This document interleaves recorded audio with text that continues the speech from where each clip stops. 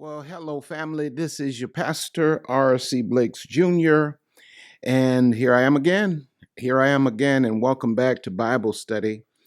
I have I have a very good one today. I want to just talk about 10 steps to separating um, from toxic associations. Not necessarily, romantic associations, but just associations, relationships, connections with people on the job, people in the church, people in the family, people in the neighborhood, people on social media. Um, the reason I think this is so important to talk about, especially in a Christian context, is because somehow we as believers are made to believe that we're obligated to go further with people than is actually healthy for us. You feel, in other words, you feel bad about drawing the line. You feel bad about, reclaiming your space and your mental health because you feel like it's not Christ-like to actually separate yourself from people who are proving to be not good for you. I know I struggled, not as much now as I used to. I really struggled with that. I felt like I was just obligated and somehow I could pray my way through it. And it was just the will of God for me to keep this toxic person in my life. But you have to go and you have to critically analyze Luke chapter 9. Let me see if I can get over there. Luke 9, I think it's verse 4. Listen to what it says. Luke 9 and verse 4 says this, "And whatsoever house ye enter into, there abide, and thence depart." And verse 5 says, "And whosoever will not receive you, when ye go out of that city, shake off the very dust from your feet for a testimony against them." And they departed and went through the towns. But notice how Jesus is instructing his disciples how to go into a place, analyze the reception, the spirit of the people, determine if this is a place you should stay in, is this a place you should make your deposit in, or is this a place you should dust your feet and keep it moving? There is no assumed obligation to stay in any particular place except that the people receive you properly. And let me just break up that religious myth right now. You are not obligated to keep people in your life. You're not obligated to keep people in your life, in your space, in your face, in your organization, in your company that are not agreeing with your spirit. That is a religious lie that has been sown to manage and to manipulate the souls of countless believers. And we buy into that lie and we think that we're just supposed to hold on to this and we're not supposed to let this person go. And, it's the devil that's saying to me, you need to, if this person is toxic, you need to release this person. I've told you the story many times how years ago I was wearing a certain Cartier uh, cologne. I don't know if it was cologne, perfume, or what, but it was very strong. And I went into this store, and I was about 3 or 4 customers back in line to pay. And the young lady that was at the register started coughing and sneezing. And then I moved up one, and then the lady said, "Sir, could you please back up? Could you please back up? Your cologne, your fragrance I'm having an allergic reaction to it." And she and I both laughed about it and what have you. But she was wise enough to protect herself. She said it in a way that I didn't get offended. I thought it was funny. It was true. And she simply said, I need space. And that is basically what you must do with a lot of the people in your life that are coming into your sphere, coming into your space, your arena, bringing their toxicity to you, impacting you negatively, and religion has you so handcuffed you don't know what to do. I have 10 things I want to share with you today. Number one is always recognize the signs of toxic behavior. Before you can take steps to disconnect from toxic people, you need to identify them. Observe everyone's behavior and look for patterns of negativity, manipulation, emotional abuse, ignoring boundaries, overbearing, over demanding, selfish, self centered, disregard for you and what is best for you. No concern at all with what is best for you. Just give me what I want. You have to stop and you have to recognize the signs of toxic behavior. Because the more you love a person, the easier it is for them to slip their toxicity in on you. And can I let you in on something? The people that are quite often the most toxic and abuse us. When I say us, I mean just people in general. Um, the more are children, your own children, who know how to play you like a brand new piano. And you just ignore all of the toxic behaviors in this person because, sometimes love is what? Blind. But I like the way Proverbs 4:23 puts it. He says, above all else, guard your heart, for everything you do flows from it. In other words, I think when you take this text and you correlate it with the point I'm making, um, you have to always pay attention to how a person makes you feel. Maya Angelou says what? You know, you know, people will never forget how you made them feel. And if a thing does not feel right, if a person's behavior does not feel right, 99.9% of the time, that person is at least not right for you. That person just may very well just not be right. And it is your responsibility to guard your heart and recognize the signs of toxic behavior.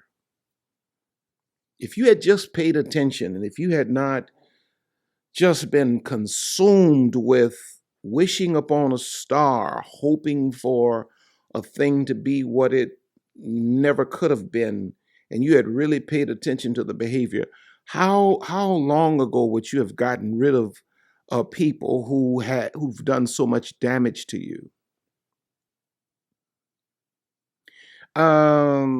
John Mark Green says we should never underestimate the power of toxic people in our lives. They have a way of slipping in like natural gas. They have a way of slipping in like natural gas, and they have a way of destroying you and killing you, almost like putting you under anesthesia. So you have to really pay attention to everyone in your life. Don't take anyone at face value. Discern everyone that you may what? Number one, recognize the signs of toxic behavior. Number two, you're going to have to assess the level of toxicity because all levels of toxicity are not the same. Take it from one who pastors and deals with a lot of people. There are many different levels of toxicity. You have to determine the extent to which the person is toxic to you. Consider the frequency and intensity of the negativity and the impact it has on your well-being. Some people are just irritating. You know what I mean? Some people are slight annoyance. some people really give you, um, really have an emotional impact on you. I mean, when they come into your environment, they're so toxic, all of your vitals change, your blood pressure, your sugar levels. They have that kind of an impact on you.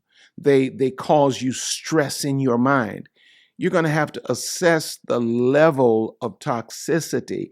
And this is important because the level of toxicity a person brings determines the approach you have to take, the sternness of the approach, the aggressiveness of the approach you must take to separate this person from your environment. You see, um, if you look in Matthew chapter 7, verse 16, he says, by their fruit you will recognize them. Do people pick grapes from thorn bushes or figs from thistles?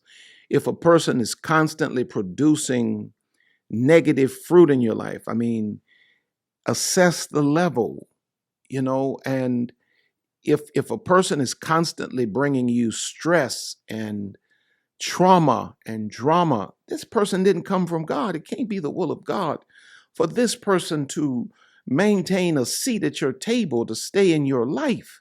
Don't let religion lie to you. Don't let toxic empathy make you feel obligated to this person. When you assess the level of the toxicity, this person is impacting your mental health and maybe even your physical health. And you're trying to sweep that under the rug. You know them by their fruit. You know them by their fruit. Anita Chipola says this: a toxic relationship can irrevocably damage your sense of self. And I know that to be true. I absolutely know that to be true. I'm a man that speaks quite a lot to the empowerment of women. And I've had women say to me, of course, I mean, I'm caring less and less. It used to hurt my feelings, but it don't hurt my feelings no more. I'm gonna do what I got to do. But I had women tell me, you're a misogynist. You're a misogynist. And I mean, anybody knows me, I'm not a misogynist. And one woman told me that my words are condescending. I was talking to the people in that particular message about how women give so much in relationships, and because they give so much, it's hard for them to let go because they've invested so much. And this woman said, your words are condescending. You're not a woman. Well, that used to really hurt my feelings. It doesn't really hurt my feelings anymore because now I realize that the only women that can hear my message and come back with those conclusions are women that were so severely damaged by men that they're just triggered by the beard. They're triggered by the deepness of my voice. They're triggered by my gender. It really has nothing to do with me. It has everything to do with some toxic man that broke them so severely in the past that now they can't even hear loving truth from a kind gentleman. Because a toxic relationship can irrevocably damage your sense of self. You sit around and you tolerate toxic people in religious circles. It will damage you to a point that you won't be able to fit into any other um, congregational setting again. So it's important to assess the level of the toxicity to determine how quickly, how aggressively you need to move to put distance between you and this person, which brings me to point number 3. You're going to have to set boundaries. In other words, clearly communicate your boundaries to the toxic person and stick to them. And sometimes establishing boundaries involves nothing more than just saying, no, I can't do it. I can't do it. Why you can't? Well, I just got other things I want to do or I need to do. You just say, I want to do. No is the greatest boundary establisher known to man. I just can't do it. No, I can't do that. and stick to your boundaries.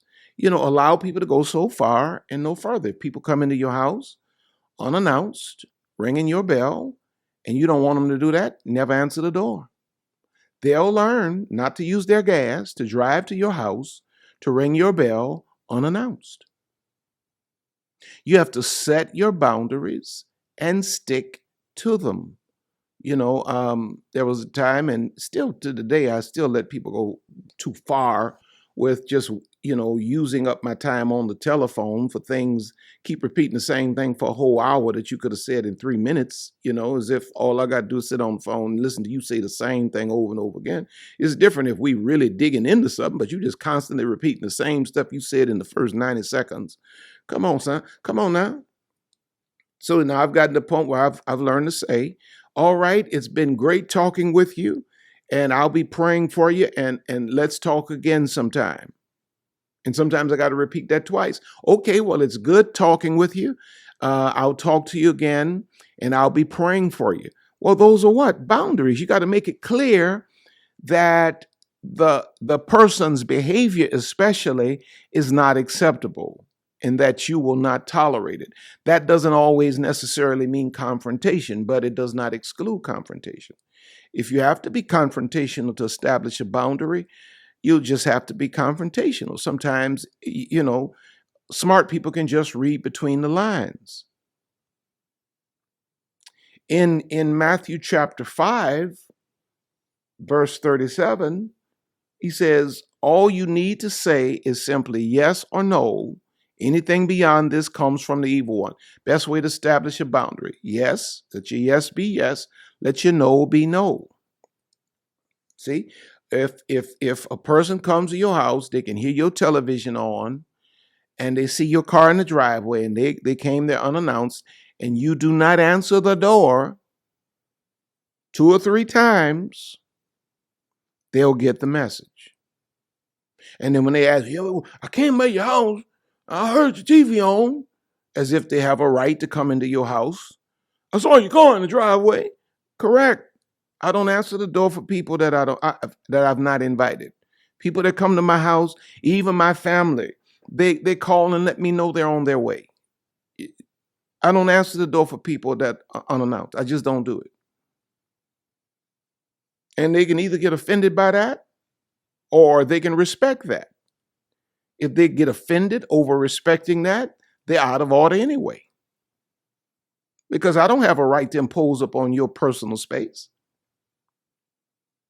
And when you're dealing with toxic people have a very unique way of overrunning boundaries and getting all in your personal space and doing things that they should not be doing. And the only way it will stop is if you establish the boundary.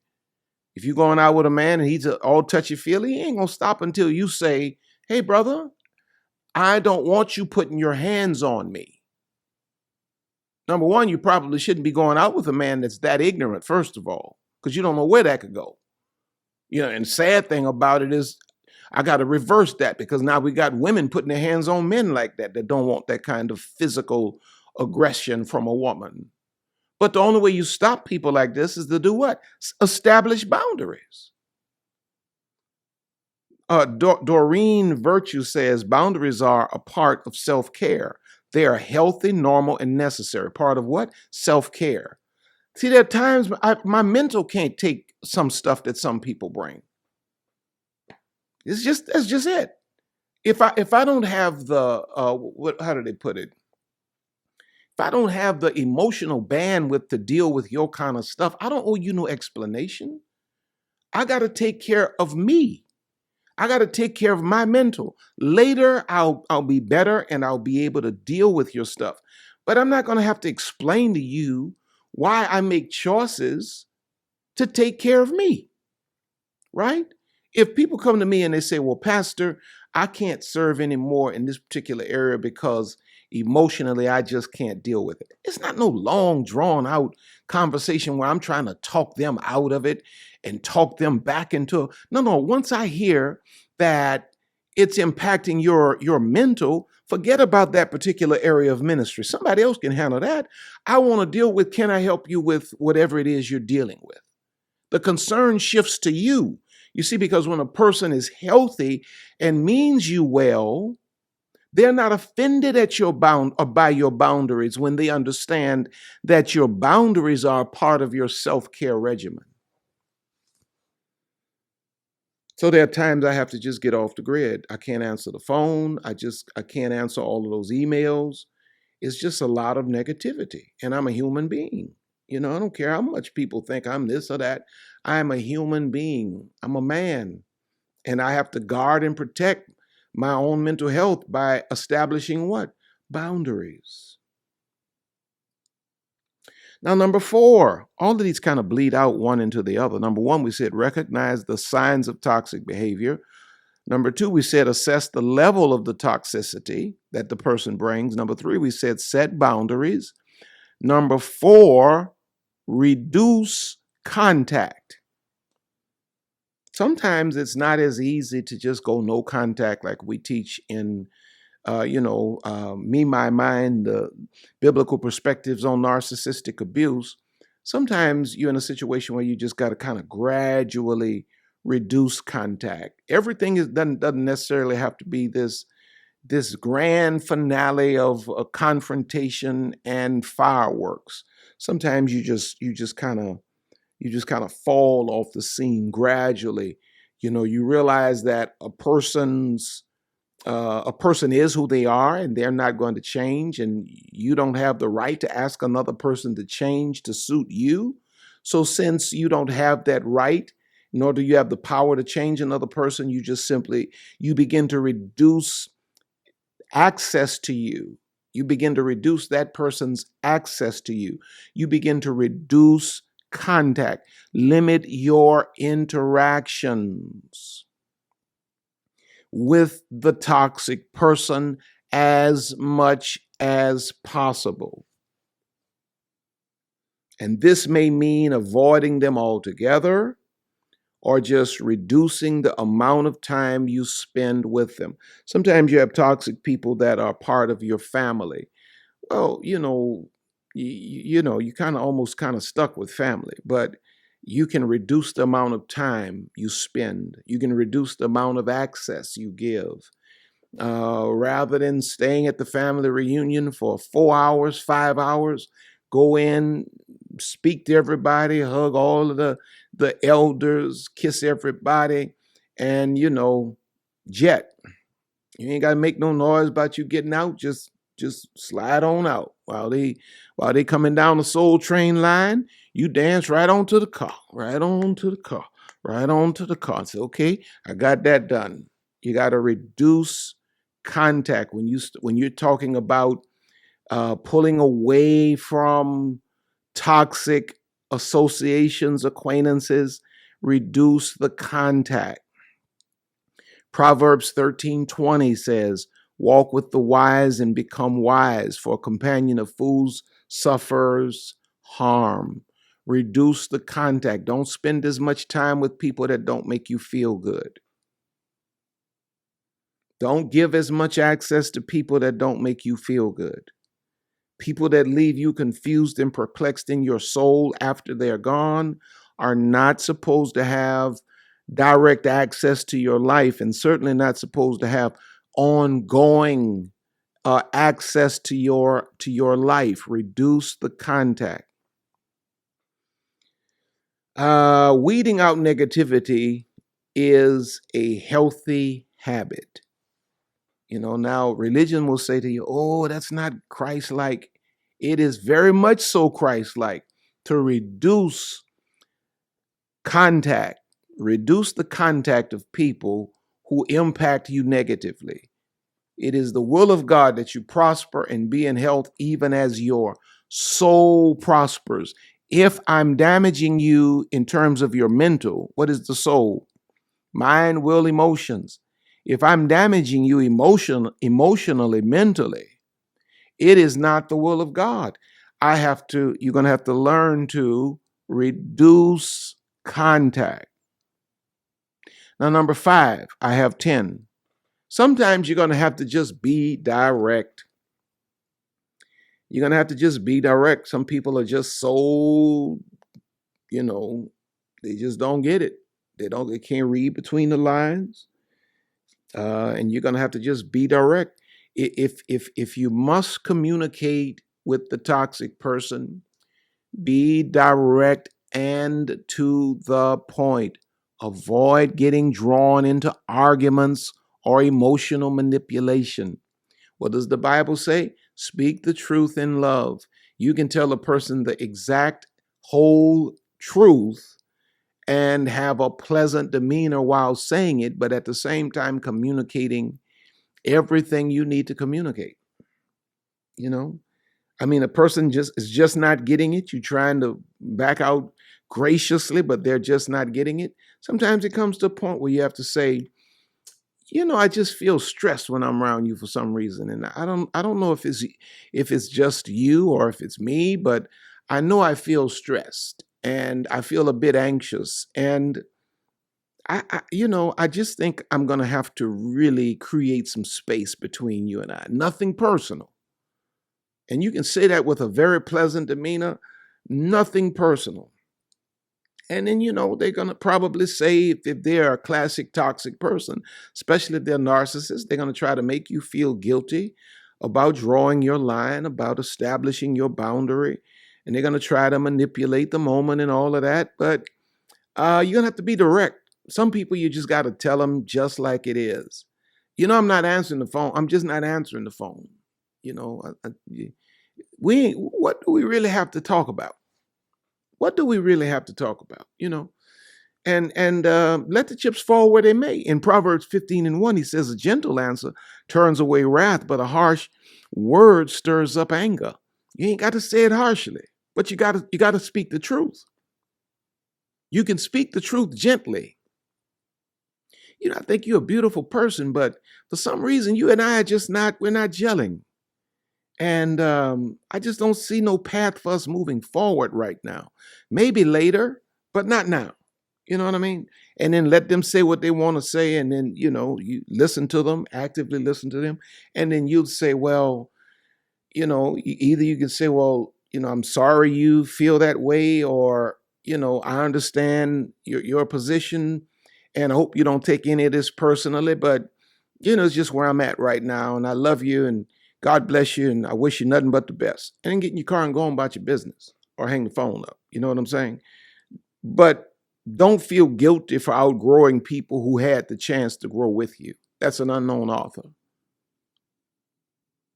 Don't feel guilty about outgrowing people who had the chance to grow with you.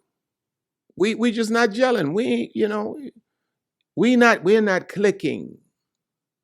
I think this is most appropriate in a romantic situation. Rather than leading a person on, when you go to feeling that you're on a different level and you're on a different frequency from this person, the most respectful thing you can do is be direct about how you're feeling. And don't suffer any guilt for outgrowing a person that had an opportunity to grow with you. But there comes a point in a lot of cases where the only way to get out of a toxic association or acquaintance is to be direct. Now, that comes easier for some people than it does others. People like me, it doesn't come that easy for me, to be direct. I can be direct when I get angry, which is not a good thing, because then being direct is not always it's not all the words are not always the wisest or the most loving. You know what I'm saying? It's better to be calculated, to be intentional, to be non-emotional, and be able to be direct than to be a person like myself that has to almost get angry about a situation before you can speak exactly what's on your mind. Now, that's just a transparent moment, because we're all growing. We all have to. None of us have hit 100%. We're all striving, and so that's a part of my process. But you got to learn in a lot of cases to be direct. Now, number 6, as you begin to um, separate from toxic people, we said number one, recognize the signs of toxic behavior. Number two, assess the level of toxicity this person is bringing so you can know how to respond. Number three, set boundaries. Number four, reduce contact. Number five, be direct. Number six, focus on positive relationships. In other words, surround yourself with positive people who support you and lift you up. Not yes men or yes women, but people who support the best version of you. In a lot of cases, you will discover that the toxic person separated you from some key people in your life. In a lot of cases, you're going to have to go back and revamp those positive, vital relationships. But in the process of moving out of toxic situations, you're going to have to focus on positive relationships. Find people that inspire you. Find people that inform you. Find people that encourage you. Find people that support you. Find people that see you. Find people that listen to you. Find people that are healthy for you emotionally, spiritually, physically. Find people, focus on positive relationships. Fill your life with positive relationships with great individuals.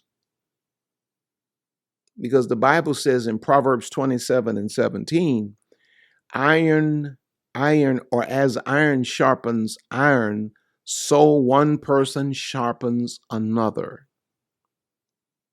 Now, I love this text because I like what it's implying. When he says iron, he likens great relationships to iron sharpening iron. A person that is going to sharpen you and make you better is not a yes person. This is a person, iron on iron, sparks fly. This is a person many times that gets on your last nerve, but they always improve you. They always make you better. They hold you to a higher standard.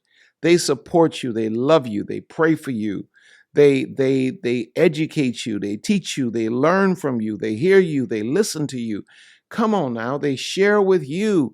This is a reciprocal relationship where one is sharpening the other. They're not just withdrawing, they're making deposits. And so what has to happen is you have to revisit, because a lot of times we open the doors of our lives for these toxic people to come in because our self-estimation was off, you know? And so once we begin to realize this and we begin to get these people out of our lives, we have to intentionally fill our relational stock our relational shelves with people that build us. So we have to begin to intentionally focus on positive relationships.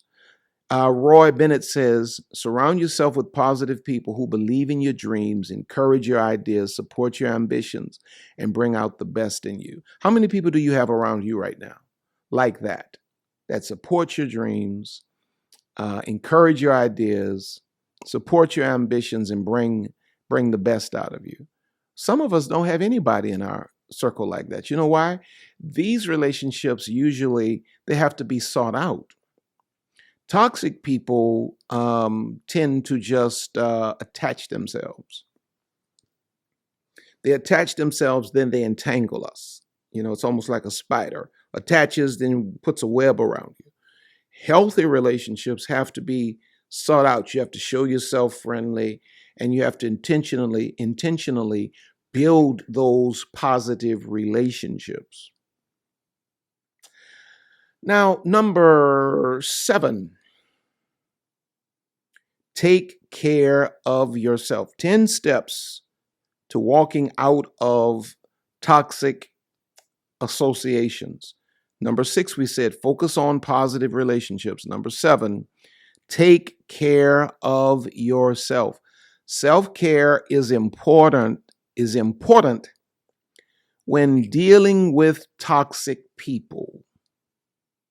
Take care of your physical, your emotional, and your mental well-being. Don't let any of this lapse trying to accommodate an unrealistic person's demands. Take care of yourself. Don't expect anyone else to take better care of you than you take care of yourself. That is very important. Like some of you are sitting here and you're listening to me right now, and you're on the verge of an emotional collapse because of a toxic person. And you're spending all of your time locked in on what you think they need, what you think you can do to make them love you, while your well-being is going to the dogs. You're going to have to take care of yourself. That's a lesson I had to and still have to continue to teach my wife. Is, my wife will bend over backwards and she'll go beyond reasonable human limits for her family, for her husband, for her church, for her friends. And she'll be doing all of that. And in the same breath, she won't be taking care of herself. And I'm like, all of these people that you're trying to do all of these things for, the greatest thing you can do for them is to take care of you. But when you're dealing with a toxic person, they will let you kill yourself. And if you don't come to a healthy place of self-care and self-awareness, which the toxic person will try to make you believe is selfishness. No. It's called self-love. It's called self-awareness, self-care. If I do this, this is going to be the consequence for me. And I am not able to bear. You got to take care of yourself. Stop wishing and hoping that people are going to make decisions that are in your best interest. Most people are not going to make decisions that are in your best interest. Their decisions are going to be in their best interest, even if that kills you. And people will kill you and won't even show up to your funeral. They'll find a reason not to make it. Or it looked like it was raining that day. Got to take care of yourself. When you start talking about developing a mindset that moves away from toxic associations, there's a point that you got to really think about taking care of me, because it's highly likely that the reason you're involved in relationships like these toxic relationships, is because you consider other people to an unhealthy extent more than you consider yourself. And they let you, and they drain you and drain you and drain you and drain you. And now here you are on the verge of emotional collapse because you've not taken care of you. You got to take care of yourself. Psalms 139:14, he says, I praise you because I am fearfully and wonderfully made. Your works are wonderful. I know that full well. You got to know your worth. You got to know your value to God. And if God has made you this wonderful creation, why would you let, someone or something destroy the handiwork of God? When you're convinced in your own soul of your own value and your own worth, you got to take care of you. You got to take care of you. Self-care is not selfish. You cannot serve from an empty vessel. That's Eleanor Brown. Can't pour anything from an empty vessel. You got to take care of you. Now, number eight. There will probably be a point where you're going to have to seek support. Sometimes, breaking away, especially when the toxic relationship was romantic, or maybe it was a really strong friendship, somebody that you consider to be your best friend, and you woke up one day and you realize that this person is toxic and they're hurting me, they're not helping me. Sometimes the soul ties that are connected to these kinds of relationships require the presence and the strength and the wisdom of other people to help you or to support you. So this is where you're going to have to reach out to, other friends or family or therapists or pastors for support and guidance, especially when you have these waves of guilt, waves of shame that are often associated with breaking away from these types of relationships. But talking to someone can help you to gain perspective and find ways to cope. You can't just lock all of that stuff up in your mind, especially when, you have toxic people that are sending subliminal messages through social media and all of this kind of stuff. And, they're putting it out there like it's just for general consumption, but that it was intended for you to see, and it was to trigger you. They know exactly what words to use to trigger you. They know what to say to play on your emotions, to make you feel guilty, to make you feel ashamed. You're going to have to seek support, or you can call somebody and say, this is what I'm feeling. And then that person can snap you back to the truth of the matter. This is manipulation. This is a person that used you for X amount of years, that deposited nothing into your life, and is simply trying to draw you back into their web. Snap out of it. Right? That's one of the tough roles I have many times with mentoring women, especially, that really don't want to, they realize that a man is not good for them, but then a part of them wants the man so bad. Then I have to have this tough conversation where I'm like, it is what it is. Snap out of it. I have to almost step out of character to really just kind of get through to them. But we all at certain points need that kind of support. Sometimes you're going to need friends to help you through certain difficult seasons. Proverbs 17:17 says, a friend loves at all times, and a brother is born for a time of adversity. You're going to need some help. Gentleman by the name of Botha says, sometimes the people around you won't understand your journey. They don't need to. It's not for them. You got to go and find the people that can support you. If it's your immediate family, they can't understand what you're dealing with or what you go outside. Find a therapist, find a counselor, find somebody that can support you. Now, number 9,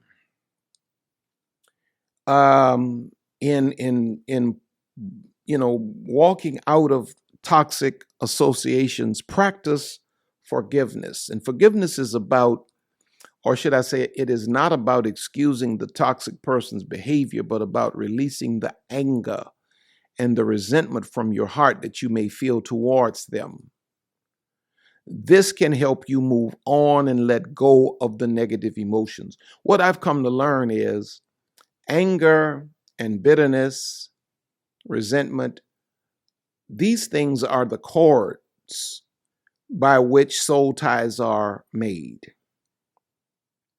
You when you hold on to anger, resentment, bitterness, you're supplying the rope that ties you to a person that you need to move on from, but you can't move on from them because as long as you make the emotional investment of anger and bitterness, your anger is what continues to tie you and continues to create the soul knots. So when we say practice forgiveness, we simply mean coming to a place where you ask God to empower you to let this person go and release this person into the hands of God, that you may move forward with your life and that the soul tie may be released finally. I like what Ephesians 4:32 says. It says, be kind and compassionate to one another, forgiving each other just as in Christ God forgave you. Sometimes we think it's impossible to forgive, but when you think about how God forgave you, how God forgave me, don't tell me it's impossible. Jesus was dying on the cross, and the very people that were crucifying him, he forgave them on the spot. They weren't even sorry. They didn't offer an apology. And he prayed on the spot, Father, forgive them. They don't know what they're doing. Because practicing forgiveness releases the soul. It releases the soul. It allows the soul to exist in a place of freedom. As long as you hold on to that stuff, that bitterness, your soul is constantly tied to the toxic person. And so though you're not physically present, there was a song back in the, I guess this had to be in the 70s. Yeah, probably the 70s. Your body's here with me, but your mind is on the other side of town. You see, as long as you're holding on to the unforgiveness, your body may be in one place. You may be maybe not in a relationship with the person in a physical sense, but your mind is still there. Your soul is still located there. Your soul is hung up at a negative point in the past until you choose to what? Forgive. Joyce Meyer says forgiveness is not a feeling. It's a decision we make because we want to do what's right before God. And then number 10, and I'm done. You got to just let go.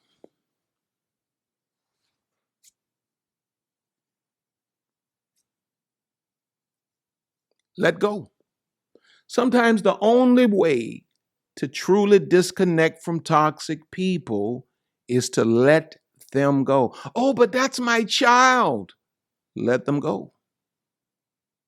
Doesn't mean you don't love them. Doesn't mean you won't be there for them if, they have some kind of crisis that's life-threatening. But sometimes you got to just let them go. Oh, but that's my husband, that's my wife. If somebody's begging to leave you, you have no appropriate response but to say, okay. You got to let them go. Because you cannot retain your self-awareness while trying to hold on to somebody else. Sometimes you're losing yourself trying to hold on to them. Now, letting go may be difficult, but it can be necessary for your own well-being and your own peace of mind. You got to just release them, man. And move on. Your heart will heal. I promise you, your heart will heal. Your heart will heal. What you don't want to do is to give up, a great part of your life to somebody who should have never even had a conversation. You should have never had a conversation with. And then experience the pain of having wasted your life on something that was never worth it. Matthew chapter 18, verses 15 through 17 says, if your brother or sister sins, go and point out their fault just between the two of you. If they listen to you, you have won them over. But if they will not listen, take one or two others along so that every matter may be established by the testimony of 2 or 3 witnesses.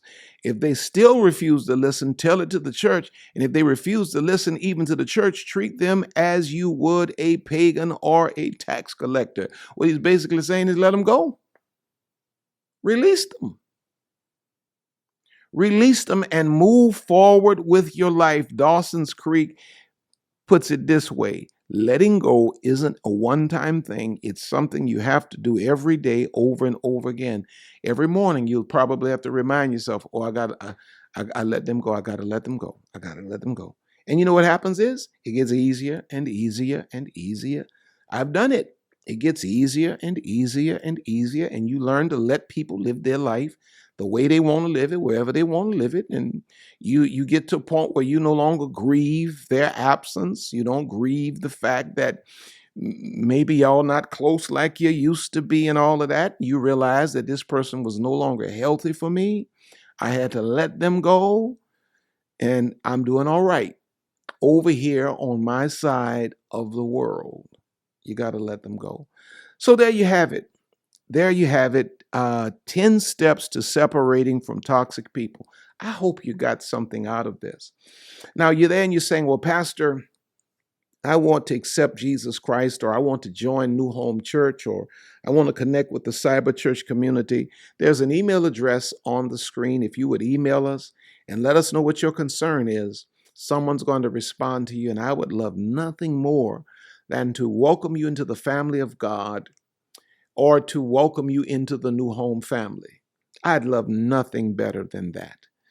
Now, today, as we prepare to honor the Lord with our tithe and to sow seed into the ministry today, to give, to contribute financially to the ministry today, first thing I need you to understand are the rules of giving here at New Home Ministries or in the cyber church community.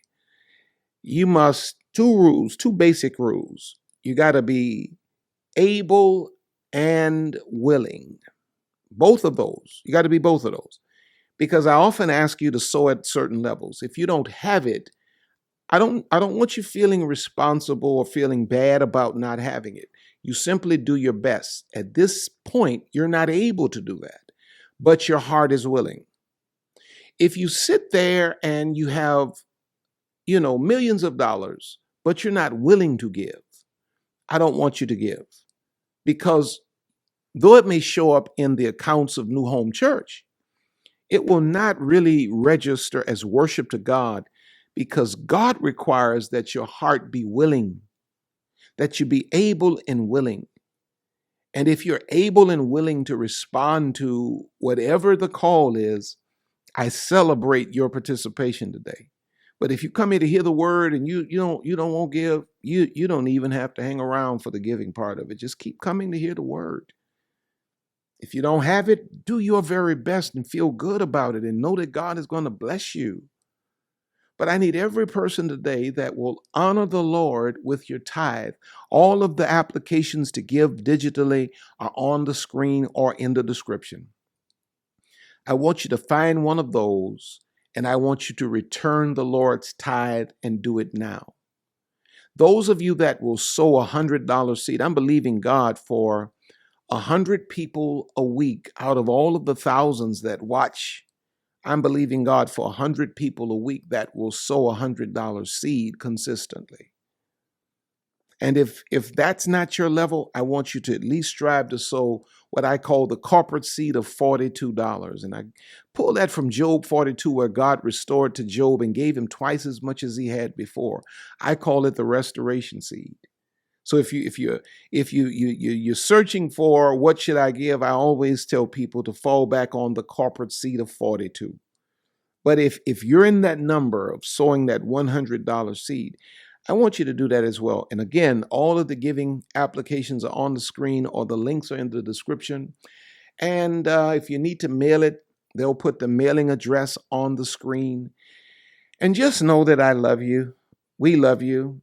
We thank God for you. You're on top and you're going higher. This Sunday, I want all of you in Houston, Texas, to get ready to meet my brother, Bishop Samuel Blakes, at New Home Houston. He's going to be there for 11 a.m., 4805 Shermire Road. And I'll see you in person the following Sunday. I will also be at our Baton Rouge location this Sunday morning for 8 a.m.